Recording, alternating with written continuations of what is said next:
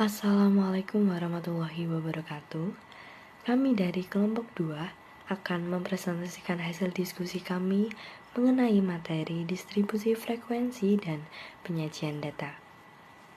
Video ini dibuat dengan tujuan untuk memenuhi tugas statistika kelas 2D Akuntansi Syariah dengan dosen pengampu Bapak Ronawan.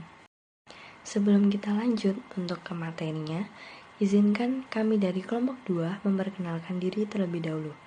Perkenalkan, nama saya Adisti Zahra Harisa Putri dengan NIM 225221141. Perkenalkan, nama saya Angelina Cintani dengan NIM 225221126. Perkenalkan, saya Nika Kumalasari, NIM 225221151. Perkenalkan, nama saya Rahmawati, NIM 225221154. Dalam materi kali ini kita akan membahas 7 pokok pembahasan. Yang pertama yaitu pengertian data, yang kedua jenis-jenis data, yang ketiga pengumpulan data dan penyajian data, yang keempat perbedaan populasi dan sampel, yang kelima pengertian distribusi frekuensi, yang keenam macam-macam distribusi frekuensi, dan yang ketujuh langkah-langkah menyusun distribusi frekuensi. Bab yang pertama adalah pengertian data. Data adalah catatan atas kumpulan fakta.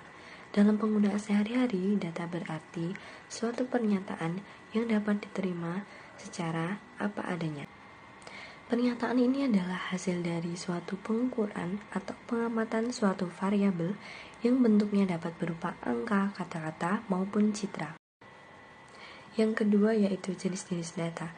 Jenis-jenis data dibagi menjadi 3, yaitu yang pertama berdasarkan sifatnya, di mana ada data kualitatif dan data kuantitatif. Yang kedua berdasarkan skala pengukurannya, yang berbentuk data nominal, ordinal, interval, dan rasio. 3. Berdasarkan sumbernya. Berdasarkan sumbernya, jenis data ini dibagi menjadi 2, yaitu data primer dan data sekunder. Pengumpulan data dan penyajian data. Teknik pengumpulan data: pertama, wawancara; 2, observasi; 3, angket atau kuesioner; 4, studi dokumen. Macam-macam cara menyajikan data. Pertama, penyajian data dalam bentuk tabel; 2, penyajian data dalam bentuk diagram; 3, penyajian data dalam bentuk grafik. Perbedaan populasi dan sampel. Baik populasi dan sampel, keduanya merupakan dua hal yang saling berkaitan dan tidak dapat dipisahkan satu sama lain. Sederhananya, sampel penelitian dapat diartikan sebagai bagian dari populasi dan merupakan wakil dari anggota populasi yang diteliti. Pengertian distribusi frekuensi. Distribusi frekuensi adalah susunan data menurut kelas-kelas interval tertentu atau menurut kategori tertentu dalam sebuah daftar yang dihubungkan dengan masing-masing frekuensinya sehingga memberikan keterangan atau gambaran sederhana dan sistematis dari kumpulan suatu data. Langkah-langkah menyusun distribusi frekuensi. Yang pertama, mengurutkan data.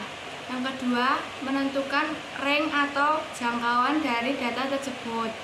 Yang ketiga, menentukan jumlah kelas. Yang keempat, menentukan panjang interval kelas.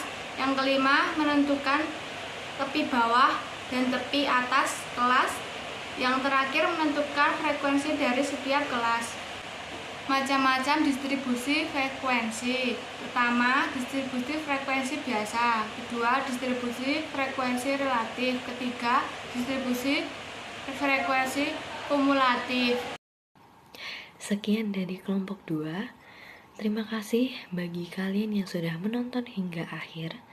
Semoga video ini dapat bermanfaat. Wassalamualaikum warahmatullahi wabarakatuh.